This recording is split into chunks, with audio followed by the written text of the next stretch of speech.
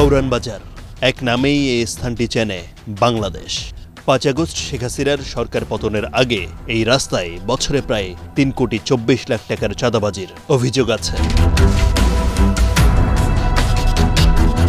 আওয়ামী লীগের আমলে আমরা এখানে ব্যবসা করতাম, একটু দোকান লয়ে বলে মনে করেন যে প্রতিদিন 400, 500, 600, 1000 টাকা দেওয়া লাগতো। জনপ্রতি 300 টাকা, প্রতি ভ্যানে 300 টাকা করা হয়। 800 টাকা করে নিত এক দোকান থেকে। কাউরান বাজারে কেবল রাস্তার উপরের প্রতিটি ভাসমান দোকান থেকে দিনে অন্তত 300 থেকে 800 টাকা পর্যন্ত চাঁদা তোলার কথা উঠে আসে। 300 টাকা দেওয়া লাগতো, আবার 500 টাকা দেওয়া লাগতো। এই দোকানটা মধ্যে দৈনিক 1000 টাকা দিতাম। ছাত্রলীগের যে নেতারা খেতে আসছিল হেরা আসতো, হেরা আইসা নিত। দেখা গেছে ওই এক হইতো আমার 200 দে, ওই এক হইতো আমার 100 দে। সর্বনিম্ন করে 800 টাকা নিম্ন ফুটে দেওয়া লাগছে প্রতিদিন। শুধু আওয়ামী লীগ এবং তাদের সহযোগী সংগঠনের নেতাকর্মীরাই নয়, পুলিশ প্রশাসনের বিরুদ্ধেও চাঁদাবাজির পুরনো এই অভিযোগ।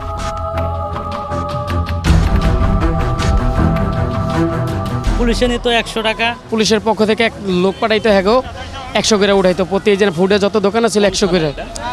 এটা তেজগাঁ থানার। পুলিশ করে দেওয়া লাগছে 200 টাকা। হ্যাঁ, বৈষম্য বিরোধী ছাত্র আন্দোলনের ডাকে গণ অভ্যুত্থানের পর যখন দেশ ছাড়েন হাসিনা, তখন আড়ালে চলে যায় চাঁদাবাজরাও।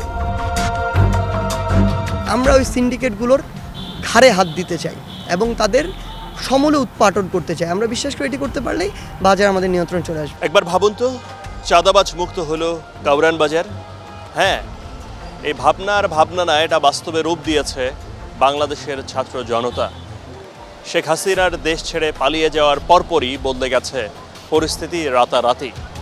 মনিটরিং যে খুব বেশি জোরদার হয়েছে তা নয়, কিন্তু এর বাইরে গিয়েও দেখা যাচ্ছে যে পরিস্থিতির উন্নতি হয়েছে, বিভিন্ন দ্রব্য মূল্যে অনেকটা কমে আসছে। এই বাস্তবতায় এত উন্নতি হওয়ার পেছনে সবাই মনে করছেন যে একটা অন্যতম বড় কারণ ছিল, সেটা হচ্ছে চাঁদাবাজি। চাঁদাবাজির কারণে মানুষের যে আয় হতো খুব অল্প কিংবা বেশি, সেই আয়ের একটা বড় অংশ চলে যেত ওই চাঁদাবাজি দিতে গিয়েই। তখন একটা প্রভাব পড়তো দ্রব্য মূল্যে। সবাই মনে করছেন যে এটা যদি এভাবেই থাকে তাহলে এই স্বস্তি থাকবে নিত্যপণ্যের বাজারে। কিন্তু আবার কি কখনো এমন হতে পারে যে চাঁদাবাজরা আবার আসতে পারে, আবার চাঁদা তোলার জন্য জোরাজুরি করতে পারে, চাঁদা দিতে হবে, না হলে দোকান করা যাবে না, এমন হতে পারে? আমরাও এই পরিস্থিতিটা একটু খুঁজে আনতে চাই, দেখতে চাই আসলে কি বাংলাদেশের এই পরিস্থিতি ধরে রাখা সম্ভব হবে। প্রিয় দর্শক, আপনাদের স্বাগত সমাধান কোথায় অনুষ্ঠান।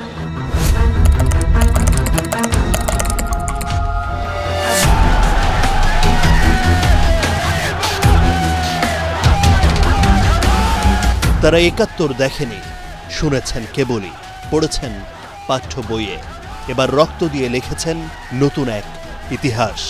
দিনটি ৫ আগস্ট ২০২৪। হাজারো ছাত্র জনতার রক্তের বিনিময়ে আসে সত্যিকারের স্বৈরাচার থেকে মুক্তি। স্বাধীন বাংলাদেশেই সফল রূপ নিল আরেক মুক্তির সংগ্রাম। বৈষম্য বিরোধী ছাত্র আন্দোলনের সরকার পতনের এক দফা দাবি বাস্তবায়ন করেই ছাড়ে গণমানুষ। আর সেই বিজয় উল্লাসে মাতেন গোটা দেশের কোটি কোটি মানুষ।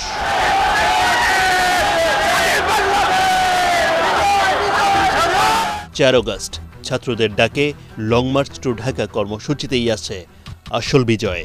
গণ অভ্যুত্থানের মাঝেই পদত্যাগ করে দেশ ছেড়ে পালিয়ে যান শেখ হাসিনা। এরপরই রাতারাতি পাল্টে যায় দেশের পরিস্থিতি। স্বস্তির বাতাস বয়ে আসে নিত্যপণ্যের বাজারেও। যেসব বাজারে দিনের পর দিন মনিটরিং করেও পরিস্থিতির খুব একটা উন্নতি করা যায়নি, আওয়ামী লীগ সরকার পতনের পরপরই সেই একই বাজারে নিম্নমুখী নিত্যপণ্যের দাম কি হলো হঠাৎ? এটি কাউরান বাজার, চেনা জায়গা। দেশের নানা প্রান্ত থেকে নিত্যপণ্য আসে ঢাকার বড় এই বাজারে। এখান থেকেই এসব পণ্য চলে যায় নগরের বিভিন্ন স্থানে। আবার কেনাকাটা করতেও এখানে আসেন নগরের হাজারো ক্রেতা। এখন কেমন চলছে এই বাজার? এখন বর্তমানে চলছে চাঁদাবাজ ছাড়া। বর্তমানে ভবিষ্যৎ যে আসুক বা যারা আছে এভাবে চলে নিতে পারলে তো ভালো, বেটার। আমরা এটাই চাচ্ছি, এভাবে চলতে থাকলে তো ভালোই হবে। আর চাঁদাবাজি না হোক, আমরা তো এটাই চাই। বিক্রেতারা বলছেন চাঁদাবাজরা পলাতক। ৫ আগস্ট শেখ হাসিনার সঙ্গে সঙ্গে এদের কাউকেই আর দেখা যাচ্ছে না। মানুষ অনেক স্বাভাবিক হয়েছে, মানুষের মধ্যে শান্তি আছে ভাই। মানুষ নিজের স্বাধীনতা বলতে কথা বলতে পারে, আর সব কিছুর দামই আল্লাহর মত ভালো। আগে আপনার টাকা টোকা দেওয়া লাগছে, আর এখন টাকা টোকা লাগে না। আগে দিনে কত টাকা দিতেন? আগে আপনার খরচ মরচ 300 টাকার মতো, জনপ্রতি 300 টাকা, প্রতি ভ্যানে 300 টাকা করে হয়। এখন আর 300 টাকা দেওয়া লাগে না না, এখন আর 300 টাকা দেওয়া লাগে। আচ্ছা, যারা নিত তারা এখন আর আসে না? এখন তো এরা পলানে আছে, এরা আসবো কোথায়? আচ্ছা, আর অন্য কেউ আসছিল নাকি? না, অন্য কেউ আসে না, আসছিল এর মধ্যে ছাত্ররা নিষেধ করেছে বা সেনাবাহিনীরা, এখন আর আসে না। ভাসমান এই ব্যবসায়ীদের তথ্য বিশ্লেষণে দেখা যায় কারওয়ান বাজারের রাস্তার উপরের এই ভাসমান দোকানগুলোর ছিল কয়েকটি ভাগ। এক এক ভাগ এক এক পক্ষের দখলে বা নিয়ন্ত্রণে ছিল। আওয়ামী লীগের ব্যানারেই নেতাকর্মীরা এই কাজ করত। পেট্রোবাংলা থেকে আম্বরশা মসজিদ মোড় পর্যন্ত এক পক্ষের নিয়ন্ত্রণে ছিল। আগে কত টাকা দিতে হইতো আপনাকে দোকানের জন্য? অনেক টাকা দেওয়া লাগতো, দিনে দিনে 300 টাকা দেওয়া লাগতো, আবার 500 টাকা দেওয়া লাগতো। পুলিশে নিত 100 টাকা, হ্যাঁ, আর নেতারা যার থেকে যেভাবে নিতে পারতো ওরকমই নিয়ে ফেলাইতো। বলতে গেলে আমাদের গাড়ি লাগাইতে দিত না, আমাদের লোকে উল্টা ঝামেলা করতো, আমাদের মারধর করতো যে গাড়ি সরা। ছাত্রলীগের যে নেতারা খেতে আসছিল হেরা আসতো, হেরা ইসা নিত, দেখা গেছে ওই এক হইতো আমার 200 দে, ওই এক হইতো আমার 100 দে, ওই এক হইতো যে 50 দে, এইভাবে দিতে দিতে দেখা গেছে 1000, 500, 1000 টাকা যাইতো। প্রশাসনের পক্ষ থেকে কেউ কি আসতো? প্রশাসনের পক্ষ থেকে আসতো, হ্যাঁ করে 100 করে দেওয়া লাগতো। কে প্রশাসনের পক্ষ থেকে, মানে কারা? কোন প্রশাসন? পুলিশ? ওই পুলিশের পক্ষ থেকে এক লোক পাঠাইতো, হ্যাঁ 100 করে উঠাইতো, প্রতি যে ফুডে যত দোকান ছিল 100 করে। এটা তেজগাঁ থানার কারওয়ান বাজারের ভেতরের মূল সড়কের উপরে এরকম অন্তত শতাধিক ভ্যান রয়েছে যাদের কাছে প্রতিদিন 300 থেকে 500 টাকা পর্যন্ত চাঁদা আদায় করত। নাম আসছে পুলিশের পক্ষ থেকেও কেউ না কেউ এসে এটা নিত, এবং নেতা যারা স্থানীয় পর্যায়ে রাজনীতি করেন তারা এটা করত। তবে বৈষম্যবিরোধী ছাত্র আন্দোলনের যে সফল পরিণতিতে নতুন এক বাংলাদেশের চিত্র বাংলাদেশ এখন দেখছে, তাতে করে এই ব্যবসায়ীরা এখন আগের মতো করে কাউকে টাকা দেন না, কিংবা কেউ আসছেনও না বলে তারা মনে করছেন। এই বাস্তবতায় তারা মনে করেন এমন যদি পরিস্থিতি থাকে তাহলে আগামীতে দ্রব্যমূল্য আরও অনেক বেশি সহনীয় পর্যায়ে চলে আসবে গণমানুষের কাছে। চারুলতা রেস্তোরাঁ থেকে ওয়াসা ভবন পর্যন্ত ছিল আরেক ভাগ, যেখানে ফলমূল সহ বিভিন্ন জরুরি পণ্য বেচা বিক্রি হতো। তাদের দাবি এখন রাস্তায় বসতে আর কোনো ভাড়া লাগে না, আর কাউকে ম্যানেজ করতে হয় না, লাভের অংশটা ভালোই থাকে পকেটে। দাম কমায় কিছুটা স্বস্তি জনমনেও। পুলিশ করে দেওয়া লাগছে 200 টাকা। 200? হ্যাঁ, তারপরে মনে করেন নেতা করে দেওয়া লাগছে 500-600 করে দিনে? দিনে এই দোকানটা মধ্যে দৈনিক 1000 টাকা দিতাম। এখন যদি মনে করেন খালি গলা তো 5 টাকা লাভ করি, তার সংসার চলবে। আগে 5 টাকা লাভ করলে 1 টাকা ডিকছে খালি গলাতে, 4 টাকা খরচ হয়েছে। মানে ওই যে সবাই দেওয়া লাগছে, হ্যাঁ ওই টাকা চলে গেছে। বাল বাচ্চা লোক চলুন গেছে না কষ্টে, 1 কেজি ভাজা দেওয়া 120 টাকা। এটা প্রতিদিন দিতে হয়েছে, এটা কোনো মাপ নাই, বাড়ি থাকলেও টাকাটা দিতে হয়েছে। ওদের বাজার মনিটরিং দেখলাম যে ওরা বলে গেছে যে এটা এত বিক্রি করবেন, এটা এত বিক্রি করবেন, ওনারা তাই করতেছে। ওনারা 10 টাকা লাভ করতেছে। এখন তো চাঁদাবাজি নাই, কিংবা উপর লেভেলের লোকেদের কাছেও টাকা দিতে হবে না, এর জন্য ওরা মনে করেন ওরাও শান্তি পেতেছে, ওরাও আমাদের দিতেছে, আমরা ওদের থেকে কিনে শান্তি পেতেছে। ক্ষমতা পরিবর্তনের আগে নিছে, এখন বন্ধ আছে। একটা বিষয়ে তারা খুব পরিষ্কার করেই বলছেন, বিশেষ করে যারা ক্রেতারা রয়েছেন, সাধারণ নাগরিক সমাজ রয়েছেন, যারা কেনাকাটা করতে আসছেন, তারা স্পষ্ট করে বলছেন যে একদিকে যেমন বিক্রেতারা বিক্রি করে শান্তি পাচ্ছেন, অন্যদিকে ক্রেতারা কিনে স্বস্তি বোধ করছেন। কেননা দাম কমে আসছে দারুণভাবে, এবং দারুণভাবে কমতে শুরু করেছে।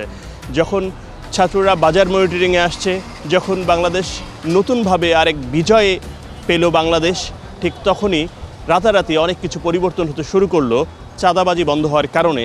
এখন অনেকে আগে যখন একটা মুরগি কিনতো যে দামের ঊর্ধ্বগতির কারণে, এখন সেখানে অনেকেই 2-3টা মুরগি কিনতে পারছেন ওই একই টাকা দিয়ে, কিংবা কাছাকাছি পরিমাণের টাকা দিয়ে। এছাড়া ওয়াসা ভবন থেকে ভিশন 2021 টাওয়ার পর্যন্ত আরেক ভাগ, আর অন্যটি চারুলতা রেস্তোরাঁ থেকে কামারপট্টি পর্যন্ত।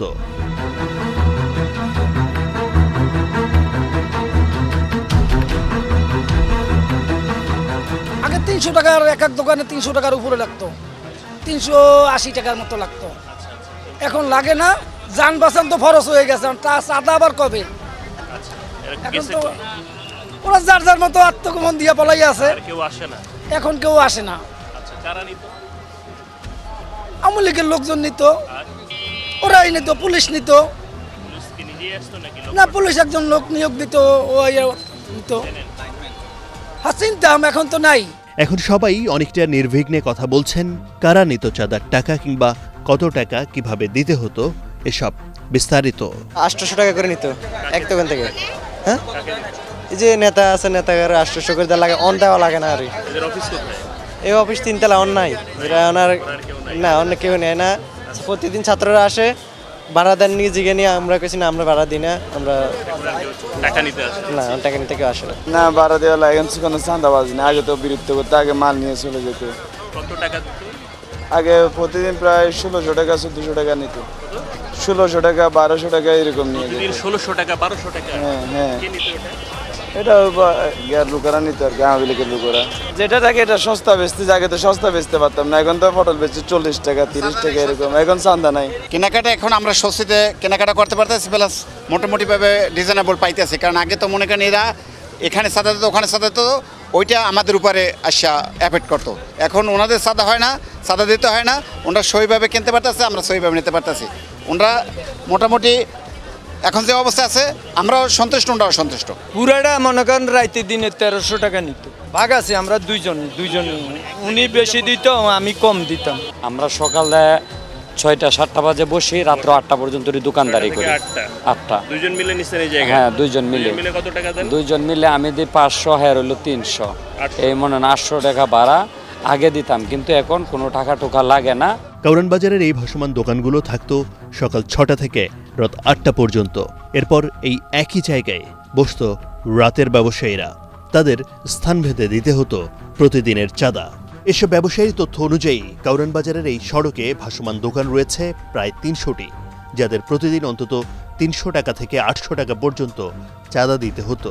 সেই হিসেবে ন্যূনতম 300 টাকা চাঁদা ধরলেও প্রতিদিন 300 দোকান থেকে তোলা হতো 90,000 টাকা, আর মাসে চাঁদার পরিমাণ দাঁড়াতো 27 লাখ টাকা। বছরে মোট চাঁদাবাজি হতো 3,24,00,000 টাকা।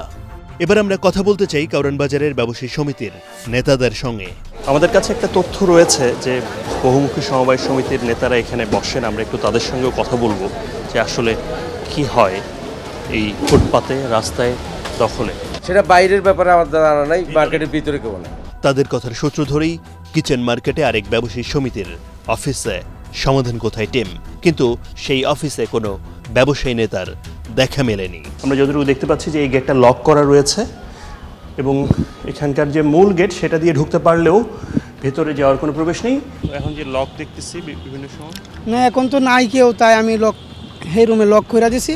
ছাত্র জনতার আন্দোলনে সরকার পতনের পরে দেশের প্রেক্ষাপট যেভাবে রাতারাতি পাল্টে যায়, সেই বৈষম্য বিরোধী ছাত্র আন্দোলনের সমন্বয়কদের সঙ্গে কথা বলতে চাই আমরা। দিন শেষে যে জায়গাটা বাংলাদেশের অধিকাংশ মানুষকে সরাসরি অ্যাটাচ করে, সরাসরি আঘাত করে অথবা সরাসরি স্বস্তি দেয়, সেই জায়গাটি হচ্ছে বাজার। এদেশের এমন অসংখ্য মানুষ রয়েছে যারা দিনে আনে দিনে খায়। এই যে আমার ভাই বোনেরা, তারা কিন্তু প্রত্যেক দিন ওই বিলাসবহুল গাড়ি বাড়িতে উঠে না, বিলাসবহুল জায়গাগুলোতে যায় না। তাদের হয়তো জীবনে একবারও ওই কক্সবাজারের মতো জায়গাগুলোতে যাওয়ার সুযোগ হয় না। তারা প্রত্যেক দিন যে জায়গাটিতে যায় সেই জায়গাটি হচ্ছে বাজার। এই বাজারটি নিয়ন্ত্রণ করা এই মুহূর্তে আমাদের অন্যতম গুরুত্বপূর্ণ একটি চ্যালেঞ্জ। আমরা আমাদের জায়গা থেকে মনে করি এই বাজারটি নিয়ন্ত্রণ করার জন্য সবার আগে যে গোড়াটিতে হাত দিতে হবে সেটি হচ্ছে সিন্ডিকেট। সিন্ডিকেটের সাথে ওই ফ্যাসিস্ট সরকারের সরাসরি রাজনীতিবিদদের সম্পর্ক ছিল, তাই সরকার নিজেই স্বীকার করেছে তাদের এটি সম্ভব নয়, সরকারের কেউ একজন। আমরা বিশ্বাস করি আমাদের এরকম কোনো কিছুর প্রয়োজন নেই, আমাদের কারো কাছে সুবিধা নেওয়ারও প্রয়োজন নেই, কাউকে আমাদের সুবিধা দেওয়ারও প্রয়োজন নেই। সিন্ডিকেট আপনি অলরেডি জানেন, ওই সিন্ডিকেট তারা তো দুর্নীতিবাজ, তারা তো দেশের মানুষকে লুটপাট করে খেয়েছে। সো তারা তো তাদের জায়গায় মানসিকভাবে দুর্বল। তারা কিন্তু অলরেডি আপনি অনেক জায়গায় দেখে থাকবেন তারা দেশ ছেড়ে পালিয়েছে, অনেকে আত্মগোপনে গিয়েছে, কারণ তারা জানে তারা অপরাধী। সেই জায়গা থেকে বাজার অটোমেটিক কন্ট্রোলে চলে এসেছে। মানে কেউ একজন আমি বাজারে গিয়ে একদম বললাম দাম কমাও, কমে যাবে না, কিন্তু তাকে তো কমে কিনতে হবে। সো কমে কেনার রিজনটা হচ্ছে সে ওই সিন্ডিকেটের যে চাঁদাবাজিটা করতো সেটা আর থাকছে না, সেই জায়গায় কমে কিনতে পারছে, কমে বিক্রি করতে পারছে। আমরা আপনাকে এটুকু বলতে পারি, সরকার যত দ্রুত সময়ের মধ্যে একটি স্টেবল অবস্থায় আসবে, আমরা ওই সিন্ডিকেটগুলোর ঘাড়ে হাত দিতে চাই এবং তাদের সমূলে উৎপাটন করতে চাই। আমরা বিশ্বাস করি এটি করতে পারলেই বাজার আমাদের নিয়ন্ত্রণ চলে আসবে। ঢাকা শহর সহ পুরো বাংলাদেশে যে আপনার সিন্ডিকেট করে এই যে বাজারকে অস্থিতিশীল করা এবং এটা থেকে অতিরিক্ত মুনাফা আদায় করা, এটি করে কিন্তু আলটিমেটলি সেই সংসদ সদস্য বা তাদের যে সাঙ্গপাঙ্গ তারাই কিন্তু করে, আমরা কিন্তু সেটি জানি। তো তারা কিন্তু এই মুহূর্তে দেশে কার্যকর নেই। তো তারা না থাকার কারণে কিন্তু এখন বাজার অনেকটুকু স্থিতিশীল হয়েছে এবং ছাত্ররা যেভাবে মনিটরিং করছে সেই মনিটরিংয়ের দায়িত্ব যদি পরবর্তীতে আমাদের যারা এই কর্মকর্তারা আসবে ছাত্রদের দেখানো পথে যদি চলে, তাহলে অবশ্যই আমরা মনে করি বাংলাদেশের এই বাজার ব্যবস্থাকে পুরোপুরি নিয়ন্ত্রণ করা সম্ভব। দেশের বাজার পরিস্থিতি নিয়ন্ত্রণে দীর্ঘদিন ভোক্তা অধিকার সংরক্ষণ অধিদপ্তর যে কাজ করে আসছে তা কিভাবে কার্যকর করতে হয় তাও দেখিয়ে দিল এই ছাত্ররাই। যে বাজারটা ঠিকঠাক মতো নিয়ন্ত্রণ করতে পারতো না সরকারি সংস্থাগুলো, অনেকবারই ব্যর্থ হয়েছে। বারবার সাধারণ ক্রেতারা অনেক বেশি অভিযোগ করার পরেও কোনো উন্নতি হয় না ঠিকঠাক মতো।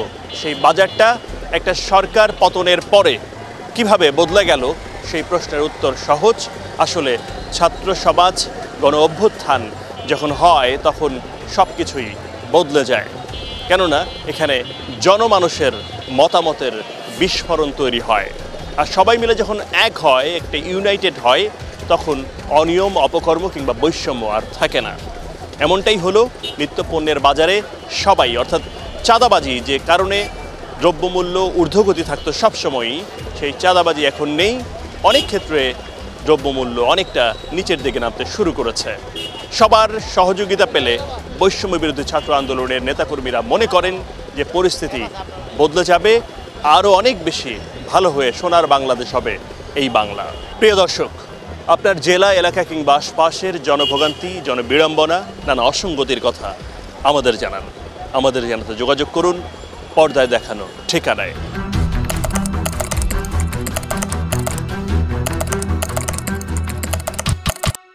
আর হ্যাঁ, ভালোর শুরুটা কিন্তু করতে হবে নিজেকে দিয়েই, তাহলেই বদলে যাবে আমাদের প্রিয় বাংলাদেশ।